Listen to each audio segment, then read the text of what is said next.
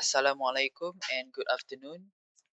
My name is Naim Zulkarnain bin Hazim bin Azhan, and this is my partner Ahmad Safwan Hakim bin Muhammad Sharul Nizam.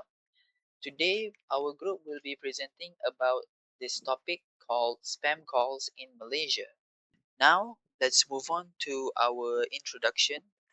So, for the introduction for this spam call in Malaysia topic is that we are observing the alarming rise of spam calls in Malaysia. Now, spam calls does not really bring any positive effects. It mostly brings negative effects towards our country and society. Next, we have the background of spam calls. What are spam calls, you may ask? Now, spam calls are unwanted calls, usually involving marketing, automated messages by the robots, for example, or even scam attempts. Now, these are usually used to sell, as in like marketing, or steal personal information like scam attempts or automated messages. Now, the impact of spam calls would be financial loss. Some people does lose money uh, due to spam calls. They were well kind of manipulated during these calls. Next, we have the privacy and security risk. Now, sometimes answering these calls can be very dangerous because it can be hacked just by us, the customer, the people answering a phone call. So there will be some security risk when answering a call from an unknown number or a number that is marked as spam. Next, we have stress and anxiety. Now, when you get a lot of phone calls, you might start to be feeling stress, a little bit of anxiety. It's it's a spam call. There could be a bad people with bad intention at the end of the call, so they will be most vulnerable in that situation. Lastly, we have the loss of trust. Now, this happens when after you're receiving a lot of spam calls from a fake officials, fake government officials such as maybe banks, maybe the police, asking for your personal information, maybe for something that never really happened, but they managed to convince you to do the things that they wanted us to do for their own benefit and giving us a very hard time. Now, moving on to credibility. Now, many people may claim they have never gotten spam calls, but they may even say that spam calls doesn't actually happen, but it does. It actually does. It happens to people. So, in my case, for example, I have experience with these spam calls. So, for like about 2 years ago, I received a call. At first it doesn't sound like a spam call because they spoke to me professionally, and they urged me the call was coming from a bank that my main bank that I use, asking for me to complete an incomplete payment for a service. So they spoke to me professionally, calm, and they urged me to complete the payment. So I do the payment.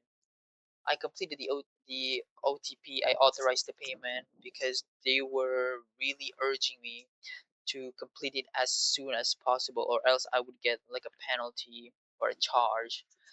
And after the payment was done and everything, I hang up the call, and then I was skeptical. So I checked with the bank, my own bank, the main bank. I called them.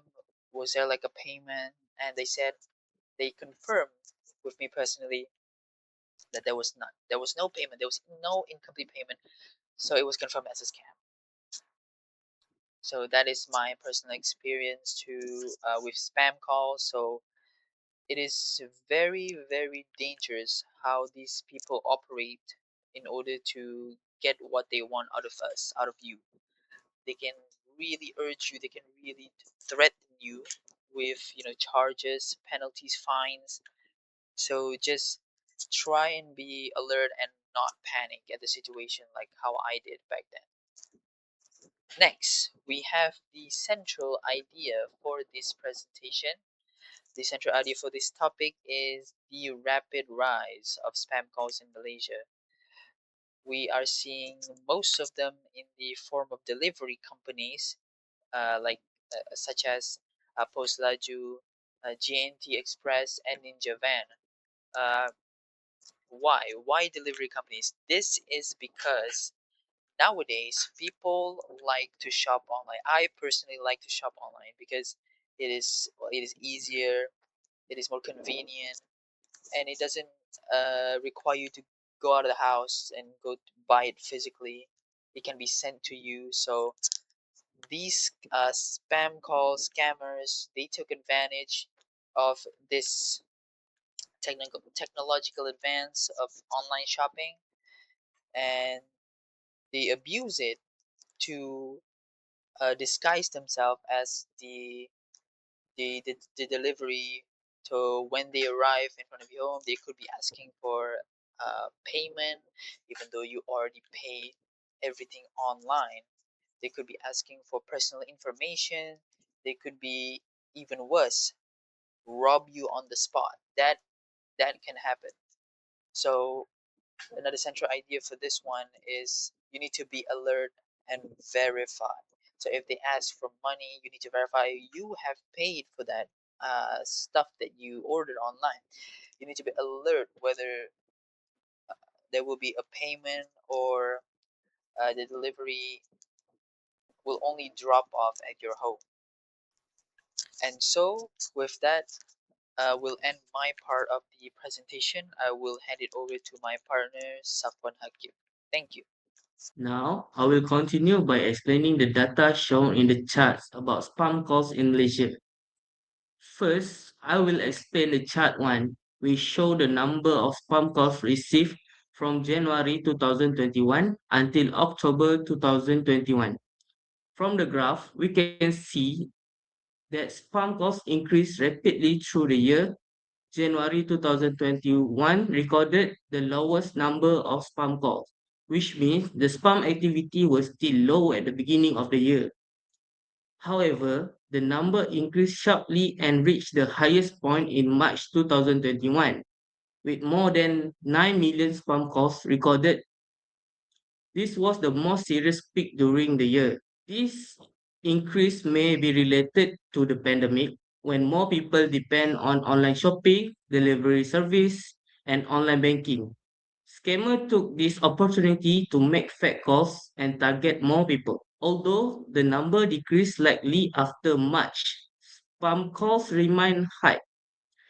In October 2021, the number was still slightly higher than in September, showing that the problem continued and did not fully improve. According to the Business Today, in 2021, there was a rapid rise in spam call cases from January to October 2021.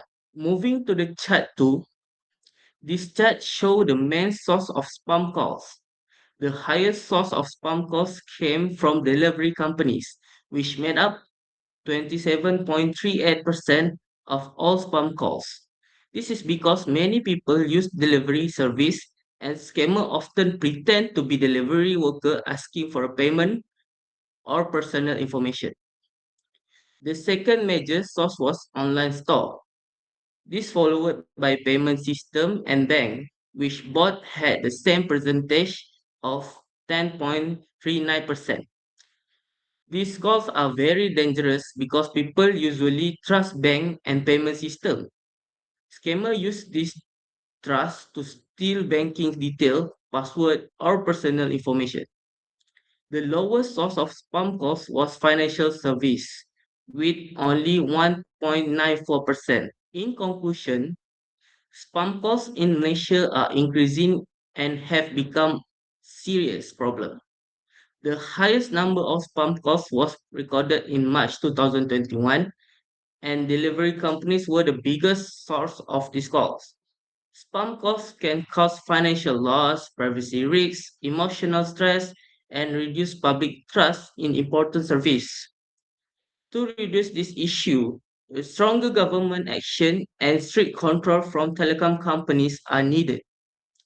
People should also be more careful when answering unknown calls and should avoid sharing personal information over the phone. In conclusion, everyone must work together to reduce spam calls and create a safer communication environment for all.